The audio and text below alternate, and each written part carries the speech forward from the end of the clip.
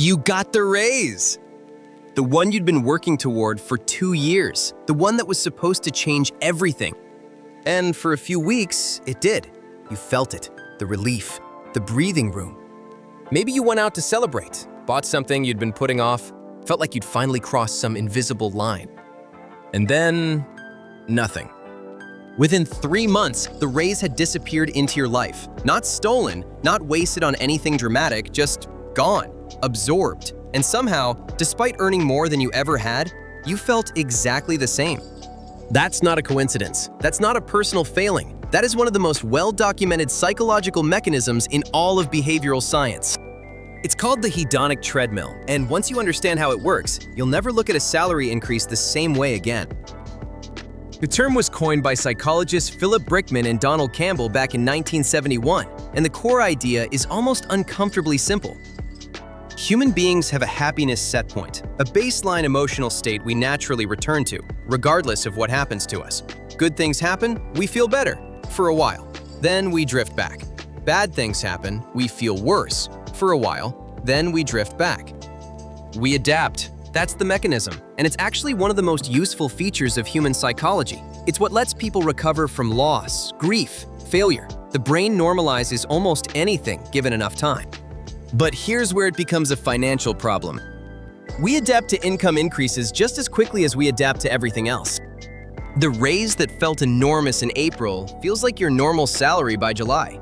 The apartment upgrade that felt luxurious in month 1 feels like just where you live by month 6.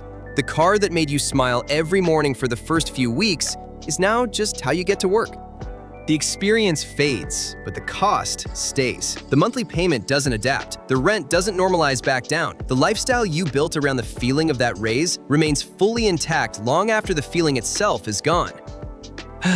And so you find yourself needing the next thing, the next raise, the next upgrade, running harder to stay in exactly the same place. That's the treadmill. The most famous study on this was published in 1978. Brickman and his colleagues studied 2 groups of people, lottery winners and accident victims who had become paraplegic. The assumption most people make is obvious. Lottery winners must be dramatically happier. Accident victims, dramatically less so, long-term. That's not what they found. Within roughly a year, both groups had returned to approximately their baseline happiness levels. The lottery winners were not significantly happier than the control group. The accident victims were not significantly less happy. Both had adapted, in opposite directions, back toward their set point. Now, this specific study has been critiqued and refined since 1978. The science is more nuanced today. We know that some life events, chronic pain, long-term unemployment, noisy commutes, are harder to adapt to than others. And we know that certain types of spending, on experiences, on time, on relationships, generate more lasting satisfaction than purchases. But the core mechanism holds. For income and material upgrades specifically, adaptation is fast, consistent, and almost universal. Which creates a very specific problem for anyone trying to build financial security by earning more. Here's the trap most high earners fall into.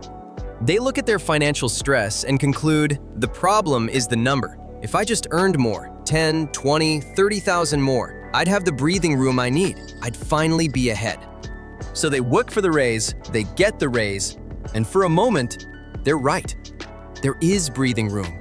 There is relief. But the lifestyle adjusts, almost automatically, not through reckless decisions, through completely reasonable ones. A slightly better apartment because you can finally afford it. A car upgrade because the old one was aging out. Nicer vacations because you've earned it. Small monthly subscriptions that individually mean nothing. A gym, a streaming service, a meal kit, a storage unit. Each decision rational, each decision invisible. Together, they rebuild your cost structure to match your new income. And now you need that income just to maintain your baseline. The breathing room closes, the stress returns, and the conclusion your brain reaches every time is the same one it reached before. I just need to earn a little more. The treadmill speeds up, but you never actually move. Now, layer on something that makes all of this dramatically worse.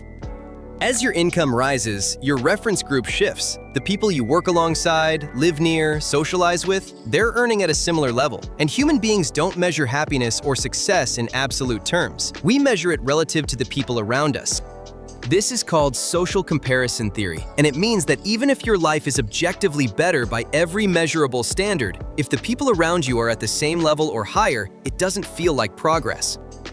You moved to a nicer neighborhood, but everyone in the neighborhood has a nicer car than yours. You got a promotion, but your peer group got promoted too. You upgraded your kitchen, but you saw 3 better kitchens on Instagram this week. The comparison point moves with you, which means the feeling of enough keeps receding.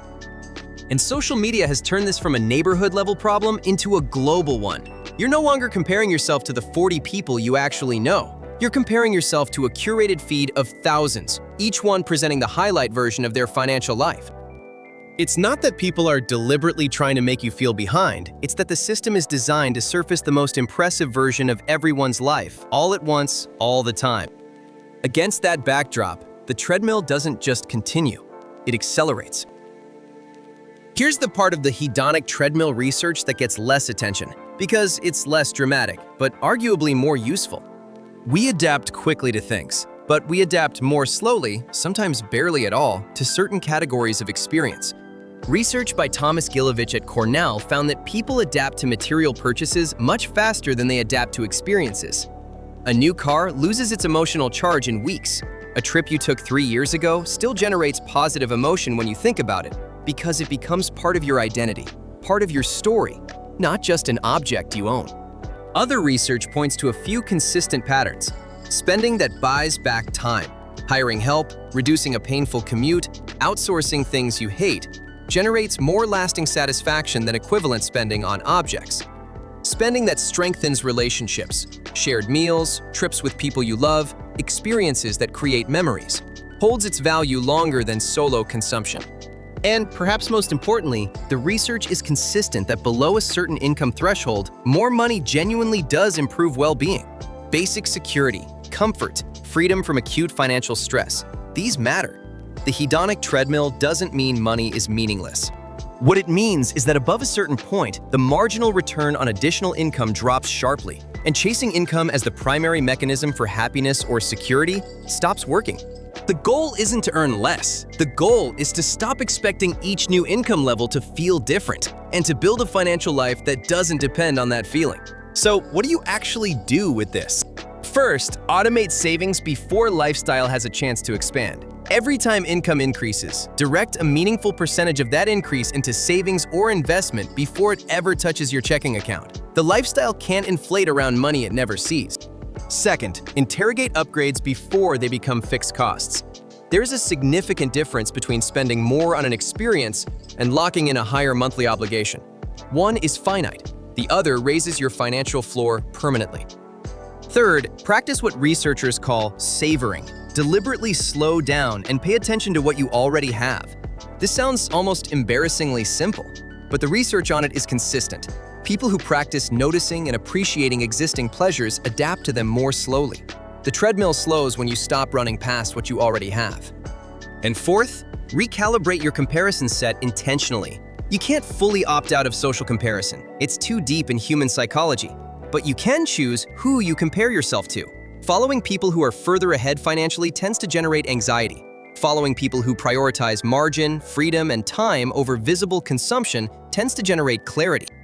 None of this is about deprivation. It's about understanding the mechanism, so you're running towards something real instead of just running. The hedonic treadmill doesn't stop. That's just how human psychology works. But you can choose the speed, and you can choose what you put the energy toward.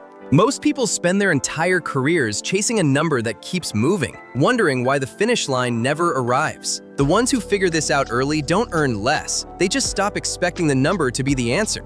If this landed for you, subscribe. The next video goes into the exact trap that keeps high earners from ever building real wealth, even when the income is there. It's closer to home than most people want to admit.